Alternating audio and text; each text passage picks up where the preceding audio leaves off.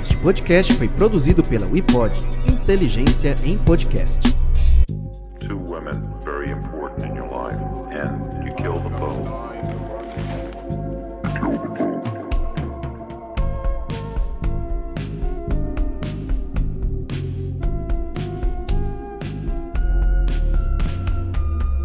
Basically, I was a normal person. Bom dia, boa tarde, boa noite, galera do Apenas um Podcast. Como vocês estão? Estamos aqui para mais um episódio do Apenas um Podcast. E hoje vamos falar sobre uma coisa diferente. Vamos falar sobre uma cantora. Mas como vocês sabem, eu não estou sozinho, eu estou com a minha amiga Marisa. Oi, pessoal, como vocês estão? É um caso que eu tenho certeza que muitos já ouviram falar. Sei que muitas pessoas, inclusive, curtem o som, né, da Selena Quintanilla.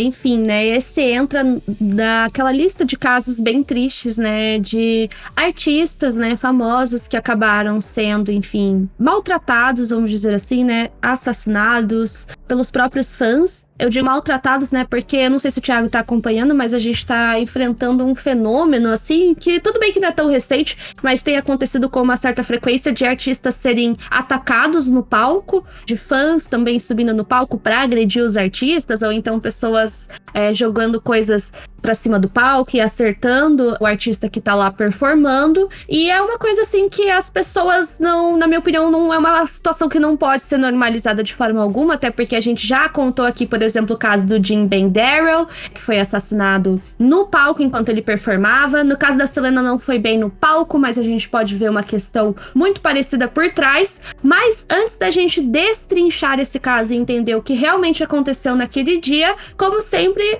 existem várias formas e inclusive a gente pede que, por favor, vocês ajudem a gente a fazer o nosso projeto crescer cada vez mais. Estamos muito felizes com as métricas que nós estamos alcançando. E, Thiago, como que, se assim, se uma pessoa, o nosso Apenas um Podcast fã, o que eles podem fazer pra ajudar? Inclusive, a gente tem que pensar num nome melhor pro fandom, mas o que eles podem fazer? O que você pode fazer? Você pode nos divulgar. O boca a boca é o melhor divulgação de todas que você pode ir. Você pode avisar seu amigo da faculdade, seu amigo da escola. Se você é abaixo de 13 anos, não deveria estar ouvindo isso daqui. Eu só queria comentar, né? Como bom pai, eu tenho que, né, dar lição. Dá o puxão de orelha.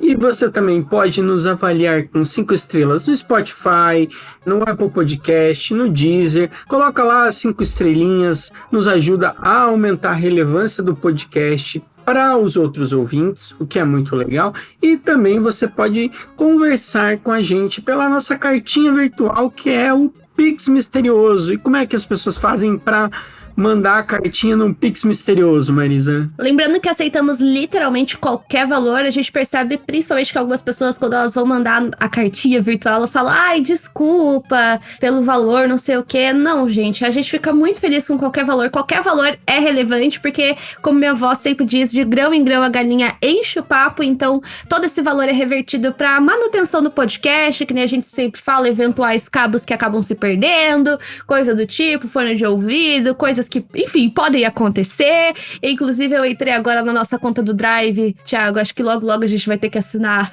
um espaço extra. Então, assim, é mais pra isso, né, pra manter o podcast. E como que você pode fazer isso? É só mandar um Pix de literalmente qualquer valor pro e-mail contato apenazumpodcast@gmail.com. Lembrando que pode ser qualquer valor pro e-mail contato apenazumpodcast@gmail.com. Tudo juntinho, com letrinhas minúsculas. E a única coisa que a gente pede é que, se vocês puderem, mandem uma mensagem pra gente. Tem alguns bancos que parece que não disponibiliza, né, pra você poder mandar mensagens, mas aí manda no Instagram, fala que você foi a pessoa, dá um jeito de mandar uma mensagem que a gente vai ler aqui, a gente adora fazer isso. Mas assim, a gente fala desses assuntos, né, pra dar não só as informações de como que vocês podem ajudar a gente, né, tirando print, compartilhando, marcando a gente, enfim. Mas agora a gente vai virar a chavinha pra seriedade, porque a gente vai tratar do caso da Selena Quintanilla Pérez. Só queria falar um pouquinho antes que eu acho que toda essa nova onda que você falou de pessoas desrespeitando o palco, eu acho que o Barro tem algum achômetro que a questão do Chris Rock e do Will Smith tem muito a ver com isso, né? Das pessoas se permitirem ver o Oscar e ver atores e um comediante se batendo e meio que normalizar isso. Eu acho que foi uma das coisas ruins que aconteceram no Oscar, né? Uns exemplos péssimos. Eu acho também, inclusive, que teve uma questão também das redes sociais, né? Aqueles 5 minutos em que você pode viralizar e ter seus 5 minutos de fama também, sabe? Claro, uma fama completamente negativa. Eu acho que tem muitas coisas que podem estar por trás dessa situação que tem acontecido agora e que é preocupante. Queria falar, a gente não pode achar que esse tipo de tratamento é normal, que a pessoa tá se expondo ali num palco, que ela pode receber esse tipo de ataque de ódio. A mesma coisa, na minha opinião, se apela a redes sociais, né? Não é porque a pessoa tá ali com o seu perfil público que você tem o direito de comentar coisas absurdas em relação a ela, né? Eu acho que isso vale pra tudo isso. Mas vamos começar o caso. Atenção, o episódio a seguir contém cenas de descrição de violência física, psicológica e sexual. Se você não se sente bem em ouvir esse tipo de história, talvez seja melhor pular e ouvir outro podcast.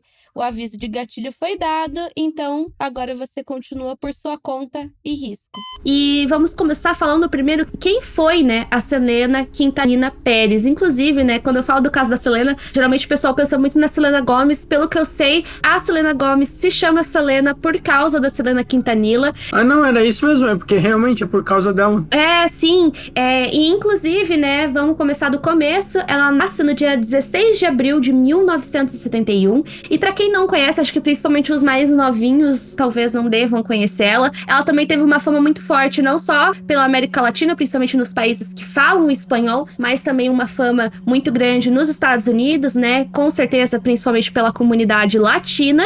Ela foi uma cantora, atriz e empresária americana que tinha ascendência mexicana, espanhola e indígena, mais precisamente da tribo Cherokee. Não sei se é assim que se pronuncia. E como que ela inicia a carreira musical? Você sabe, Thiago? Ela começa a carreira dela como uma das integrantes da banda Selena y los Dinos e atraiu uma fama mundial com a subsequente carreira solo. Então, ela já era bem famosa na comunidade latino-americana. Ela era muito forte, ela foi muito influente e também ela tinha uma questão de que ela tinha essa latinidade e ela também tinha a questão de... Ela era mexicana, né? Ela tinha origens mexicanas, mas ela era dos Estados Unidos. Então, ela ser uma artista bilíngue ajudou muito ela nos Estados Unidos também, né? E vale lembrar, né, que eu vejo principalmente essa discussão entre latinos nascidos na América Latina, né, que pra gente soa absurdo. Como que ela é considerada latina se ela não nasceu? Lá nos Estados Unidos é assim, gente, se você tem a ascendência de algum país da América Latina, você é latino. Eles têm essa visão muito clara na cabeça deles, que não é tão clara na nossa cabeça. Eu sinto que agora que tá rolando da gente se enxergar como latino, né? Porque somos latinos, né? Mas a gente agora que tá começando a ter essa visão. E ela era uma artista bilíngue, ela cantava tanto em inglês quanto em espanhol. E só pra vocês terem uma noção, mundialmente ela vendeu mais de 100 milhões de trabalhos musicais gravados nos 2 idiomas. E, gente, vender 100 milhões de discos é muita coisa, é muita coisa. É uma marca para poucos artistas. É a primeira cantora latina a entrar na Billboard 200, que é a lista responsável por classificar os 200 álbuns e EPs mais vendidos dos Estados Unidos. Então, entrar na Billboard é outra coisa muito importante, muito relevante para a carreira de qualquer artista. E ela ter se tornado a primeira cantora considerada latina a entrar nessa lista era um marco, foi um marco pra música. E EP, pra quem não sabe, era aqueles bolachões, né, o que a gente chama de vinil. Ela ficou conhecida como a Rainha do Tejano, um dos maiores subgêneros musicais e mais populares da música latina no país. Basicamente, gente, isso literalmente eu estou tirando do Wikipedia. O terrano, né, a música terrana, ela é conhecida também como Tex-Mex, que é um estilo de música popular que combina influências mexicanas e americanas com elementos de vocais mexicanos / espanhóis com melodias e ritmos de dança tcheca e alemã, popularmente conhecido como a famosa polca ou então a valsa. A música é tradicionalmente tocada por pequenos grupos junto de acordeão e violão. Basicamente isso, né? Inclusive, se vocês entrarem agora no Wikipedia e procurar por música terrana, vai mostrar que a artista que foi responsável por essa popularização foi justamente a Selena. O disco mais conhecido dela era intitulado como Amor Proibido e foi lançado em 1994 e lá teve os seus maiores hits da carreira, que pra quem quiser procurar depois, uma dessas músicas foi Bidi Bombom, El Chico del Apartamento 512 e uma música também que tem o mesmo nome do álbum, né, Amor Proibido. Outro disco dela que foi muito importante pra carreira foi qual, Thiago? O Dream of You, cantado predominantemente em espanhol, que atingiu o topo da Billboard 200 no ano de 1995. Então, você tá entre os 200, mas é muito relevante para a carreira de todo mundo. E era uma coisa que, eu acho que antigamente com rádio era mais... Como rádio e disco tocava mais, as pessoas se importavam mais. Agora é meio que YouTube, né? Mas antigamente era a Billboard 200, então ela ficou nas paradas de sucesso por um bom tempo, né? E quem era o seu empresário? Era o próprio pai da Selena, que era o Abraham Quintanilla Jr. E o que acontece, né? A partir de agora que a gente vai entrar nas informações que vão comunar a parte triste desse caso, né? Por enquanto, né, a gente fez questão, né, de mencionar a carreira brilhante que a Selena teve e o quão importante ela foi pra música de forma geral. E o que vai acontecer? Obviamente, ela era uma cantora muito conhecida na época, como vocês puderam perceber, ainda tem uma comunidade de fãs muito grande e, obviamente, ela tinha muitos fãs, né? Isso é uma coisa que deixa bem clara. E uma coisa que era muito comum na época, eu sei que hoje em dia ainda tem um ou outro que dá pra fazer coisas parecidas, é de você conseguir enviar carta pros artistas, né? Então, muitos fãs acabavam enviando cartas, às vezes o artista respondia com uma foto autografada, coisas do tipo, e uma fã em questão era a Yolanda Salvadir.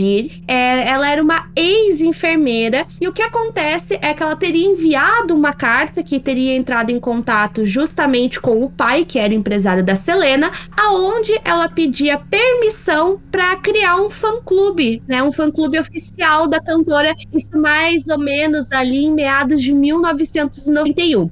O Abraham, que era o pai da Selena, não só permite que ela crie esse fã-clube, como também torna a Yolanda a presidente desse fã-clube, ou seja, a principal administradora da existência desse fã-clube, que deveria enaltecer a cantora, mas vocês vão ver que rolou algumas outras letras por trás. E conforme o tempo foi passando, ela e a Selena se tornaram cada vez mais próximas, elas praticamente se tornaram amigas. Então, ela teve o privilégio, vamos dizer, entre 1 milhão de aspas, de conhecer aquela que seria sua ídolo, em 1 milhão de aspas também, porque, enfim, logo logo vocês vão entender o que infelizmente vai acontecer. Então, justamente por ela ter essa proximidade com a cantora, em janeiro de 1994, ela foi promovida a ser gerente de algumas boutiques que a Selena tinha. Então, como eu mencionei lá no começo, ela não era apenas cantora, ela também era atriz e empresária. Ela tinha algumas boutiques que vendiam algumas roupas.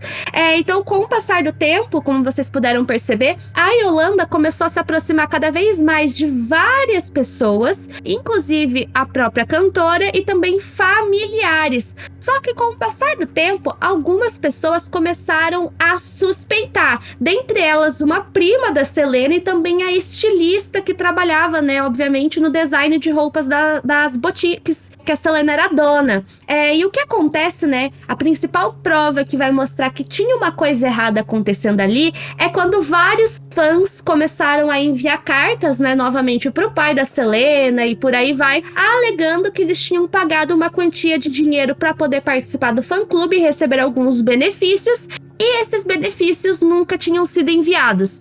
Aí, obviamente, quando o pai recebeu aquelas cartas, que eram várias, ele pensou, peraí, tem alguma coisa de errada. Porque eles não cobravam pra entrar no fã-clube, não tinha essa coisa de você ter que pagar e você receber benefício, não. Então, peraí, alguma coisa estava acontecendo por trás. Então, nisso, o que ele vai fazer? Ele encontrou evidências que provavam que a Sauer havia enviado mais ou menos $60 mil em cheques falsificados do fã-clube e das boutiques, né?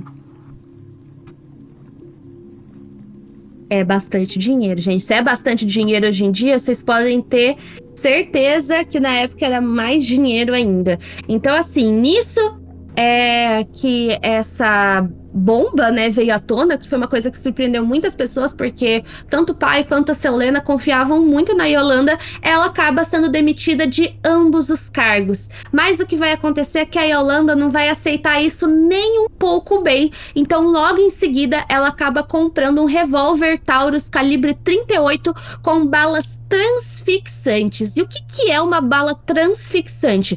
Ela é um projétil que quando esse projétil entra dentro do corpo, ele acaba se expandindo. E isso, vamos dizer assim, causa mais lesões e mais dificuldade em ser removido do que uma bala, né, um projétil comum.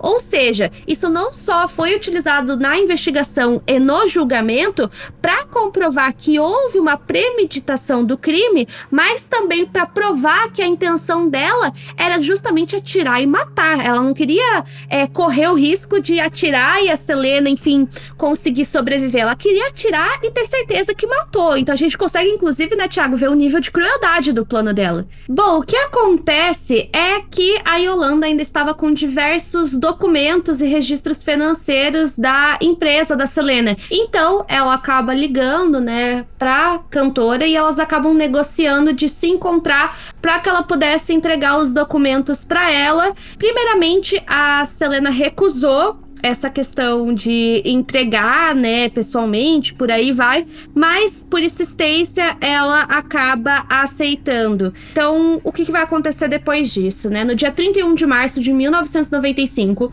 as duas se encontraram em um hotel chamado Days Inn, na cidade de Corpus Christi, no Texas. Então, quando elas acabam se encontrando, a Selena começa a questionar a Yolanda a respeito dos registros, né, que estaria em posse dela, e nisso uma discussão muito grande, né, que foi se tornando cada vez mais calorosa, começou entre as duas, e nisso a Yolanda teria começado a falar sobre toda a raiva, sobre toda a inveja que ela sentia da Selena, e começou a ameaçar que ela iria se suicidar caso elas não voltassem a ter a mesma relação que antes, né, caso as coisas não voltassem a ser como eram antes. Mas era mentira, né, a Yolanda não tinha intenção direta em se suicidar, então ela acaba disparando contra as costas da Selena. Só que o que acontece é que a bala acaba perfurando o ombro esquerdo e atravessa o tórax, cortando uma artéria que era responsável por irrigar o sangue para o coração. Mesmo ferida, a Selena consegue abrir a porta do quarto e correr por cerca de 100 metros até chegar à recepção do hotel, aonde ela informa o nome da sua assassina e também o número do quarto aonde elas se encontravam. Tudo isso antes mesmo dela desmaiar e, enfim, ser levada para o hospital. E, inclusive, o trabalho dos médicos foi imenso. E como que foi esse trabalho, Thiago? Os médicos tentam reanimar a artista por 50 minutos, por massagem cardíaca, incluindo tentativa de transfusão de sangue, porque, para quem não sabe, né, eu também não sou muito bom em biologia, mas se você fura uma artéria, a artéria ela irriga muito rápido as veias, ela irriga muito rápido o corpo, então sai muito sangue quando você tem uma perfuração de uma artéria. Então eles fazem isso, essas transfusões de sangue, algumas tentativas, a utilização daquele desfibrilador cardíaco, onde por fim ela é levada para a sala de cirurgia, que eles tentam abrir o tórax na tentativa de estancar a hemorragia, mas não havia mais nenhum vestígio de sangue em seu organismo. Então, basicamente eles não conseguem, eles ficam tentando, mas eles não conseguem mais fazer. E é por isso que essa bala transfixante é tão letal, porque ela permanece no corpo e se pegar alguma parte crítica do seu organismo, você, tipo assim, não tem muito tempo, sabe? Porque querendo ou não, 50 minutos dá para fazer bastante coisa e eles não conseguiram. E acredito que não foi por falta de tecnologia, conhecimento, expertise, qualquer coisa do gênero, né, Marisa? Com certeza, eles tentaram de tudo, porém, infelizmente, a Selena foi declarada morta a 1h05 da tarde daquele dia, devido a um choque hipovolêmico fulminante, seguido de uma parada cardíaca e respiratória. Obviamente, o caso chocou não só a comunidade latina, mas também como muitos fãs e o mundo. Para vocês terem uma noção, muitos fãs na época, né, assim que a notícia saiu, se recusaram a acreditar que ela havia sido assassinada, e o presidente da época prestou homenagem a Selena, e no Texas eles acabaram instaurando Selena Day em homenagem à cantora. E enquanto a Yolanda, ela foi presa, levada a julgamento, aonde ela declarou que o disparo foi acidental e que na verdade ela queria atirar contra si mesma. Obviamente o júri não acreditou nessa história. Porque, né, Thiago? É aquela coisa, por que ela teria comprado uma bala transfixante, então? Não fazia sentido. Tudo mostrava, como a gente falou, essa tendência de que ela tinha planejado esse assassinato. E qual foi a condenação que a Yolanda recebeu? Ela foi condenada à prisão perpétua, onde ainda está presa e pode tentar recorrer em liberdade condicional em 2025. Eu acho difícil ela conseguir a liberdade condicional, porque a gente sabe que pressão popular faz diferença em casos criminais. A galera vai falar, não, mas juízes são imparciais, a mídia não influencia. Influencia sim, porque juízes eles não moram numa bolha de proteção, eles estão envolvidos na sociedade e provavelmente, quando puder rolar essa liberdade condicional, vai rolar uma grita e tem que rolar mesmo. E aí, provavelmente ela não vai conseguir a liberdade condicional. E essa coisa de, foi um disparo acidental, foi muita questão de ela ter comprado uma arma. Por que ela estava com uma arma, né? Por que ela teria marcado esse encontro em um local, entre aspas, privado, né? Num quarto de um hotel? E também, por que ela insistiu tanto em entregar esses documentos? O que seriam esses documentos, né? Tipo, qual que é a relevância dos documentos? Então, tudo leva a crer que foi um crime premeditado, né, Marisa? Sim, com certeza. Por enquanto não tem grandes atualizações, ela permanece presa até os dias de hoje. E eu acho que a gente pode ir para o momento 5 centavos, rapidão? Vamos lá. Então, Thiago, o que você achou desse caso? O que te fez pensar? Eu conhecia a Selena como cantora, eu não sabia que ela tinha participado de um caso criminal, até eu acho que eu fui ouvir esse caso, a primeira vez que eu ouvi sobre esse caso criminal foi no Só Por Cima do Meu Cadáver, se não me engano.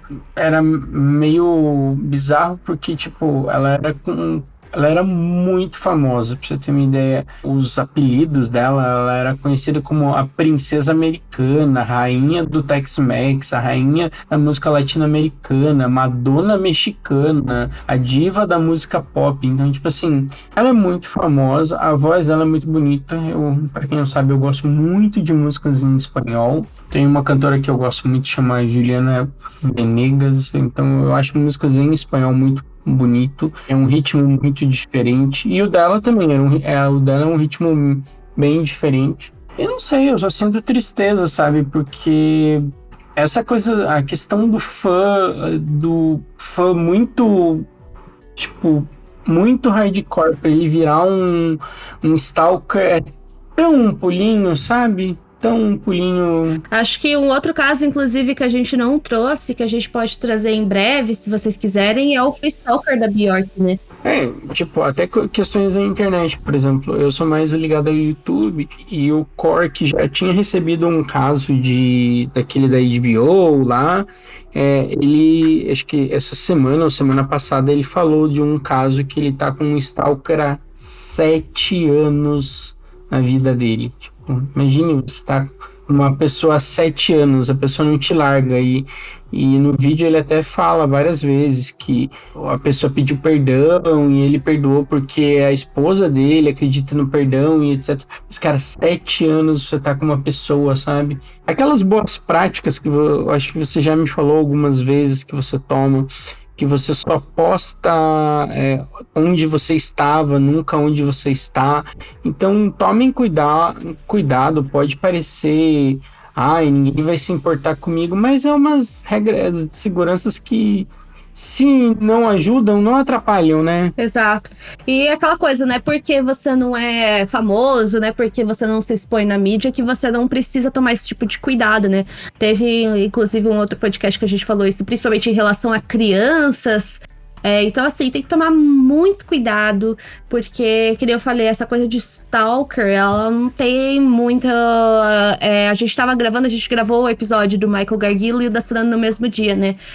Muitos serial killers eram stalkers. Então, assim, é aquela coisa que a gente tem que tomar muito, muito cuidado. E stalkers são perigosíssimos e a gente tem que prestar atenção nisso. Mas era isso por hoje, gente. A gente já tá cansado, a gente gravou 2 episódios de uma vez. Espero que tenha sido proveitoso e que vocês fiquem mais em alerta ao seu redor, com as pessoas ao seu redor. Informe, né, seus amigos e parentes a respeito dessas questões que a gente abordou hoje. Aguardamos vocês na semana que vem. Tchau, tchau. E um beijo a todos e um abraço. Se cuidem.